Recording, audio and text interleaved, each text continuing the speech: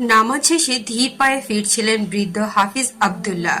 তার কপালে স্পষ্ট ইবাদতের ছাপ, দৃষ্টিতে গভীরতা, ঠোঁটে সদা কুরআনের আয়াত। এককালে তিনি ছিলেন একজন বড় ব্যবসায়ী, কিন্তু জীবনের শেষ ভাগে সবকিছু ছেড়ে দিয়ে নিবেদিত হয়েছেন আল্লাহর রাস্তায়। আজ রাতে তার চোখে ঘুম নেই, প্রতিটি নিঃশ্বাসে যেন মৃত্যুর গন্ধ অনুভব করছেন। তিনি জানতেন মৃত্যু আসবেই, হঠাৎ করে। কিন্তু তিনি প্রস্তুত হতে চেয়েছেন আগেই। প্রতিদিনের তাহাজ্জুদ, কোরআন তেলাওয়াত, মায়ের জন্য সদকা, এতিমদের খেদমত এবং প্রতিটি অন্যায় থেকে বিরত থাকার চেষ্টা, এসব ছিল তার জীবনের প্রতিটি দিনের রুটিন। রাত গভীর হলে তিনি তার পুরনো কাঠের আলমারির একদম নিচ থেকে একটি সাদা কাপড় বের করলেন। তার কাফনের কাপড়, যেটি বহু আগেই কিনে রেখেছিলেন।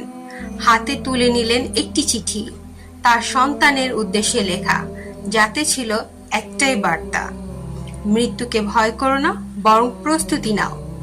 এই দুনিয়া ক্ষণস্থায়ী, আর পরকাল চিরন্তন। সেই রাতেই সিজদা থেকে আর মাথা তোলেননি আব্দুল্লাহ। ভোর হলে তার ছেলে এসে দেখতে পায় বাবা সিজদাতেই চলে গেছেন তার রবের কাছে।